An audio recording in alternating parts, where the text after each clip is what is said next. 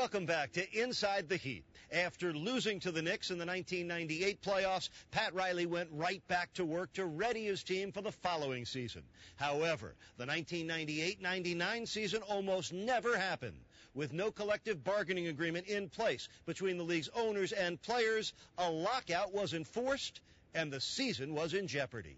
Have a breaking story into the NBC6 newsroom. The lockout has put NBA hoops on hold. We was ready to start a long journey again, trying to fulfill our championship dream, and it was cut short. It's about what is a fair share between owners and players. It's almost like everybody's waiting for the bat phone to ring. There's no call a day, you know. Where am I going to be tomorrow? Where am I going to be next week?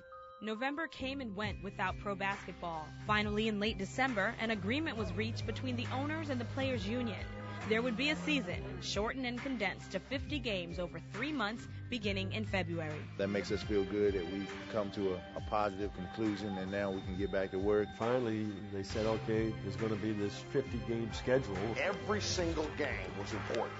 There was a mad dash to 30 wins. That was the first time I've ever experienced back-to-back-to-back games. Mullen Junction. Coach believed that, defense wins championships, and that's where it all started. Because we were together for a while and been through some battles together, we knew what the system was. Be a good defensive player, you got to play with a lot of heart and attitude and hustle. They were the defensive team of that era, and it was anchored by the best defensive center in the NBA. Mourning blocked the shot.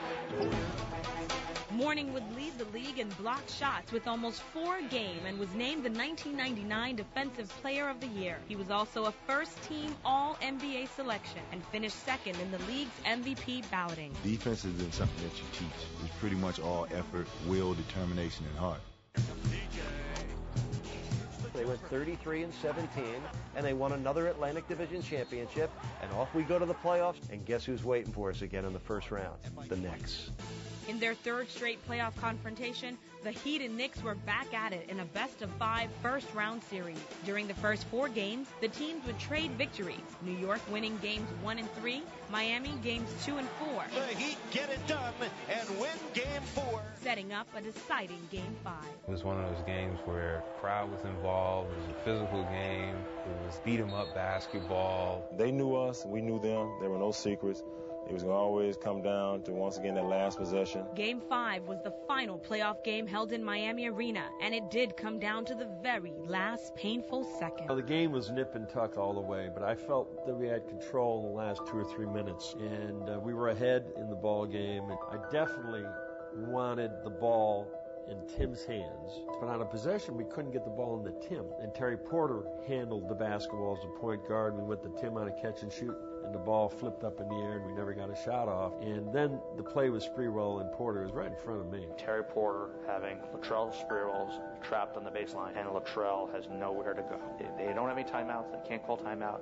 Terry Porter hasn't locked in, and the worst thing that could happen to us is the ball goes out of bounds. If we get possession of the ball, we're going to win the game. And to this day, depending on who you are, you'll tell whether off Terry Porter's leg or Latrell Sprewell's leg. Did Terry Porter touch the ball when it went out of bounds? Did a fingernail change the course of history? They gave him an opportunity to set up for a play. It was a play that we used to run in New York called triangle, and we did not defend it correctly. To this day, I should have put Keith Askins in the game defensively, not to play Allen Houston, but to play the ball. Marley did his job on a lock and trail on Allen Houston. Ball came in from Charlie Ward. Keith, I know, would have reacted in a way that would have closed that gap down. Once he got through the gap, the floater was just too easy for him. It's like puts up this little floater.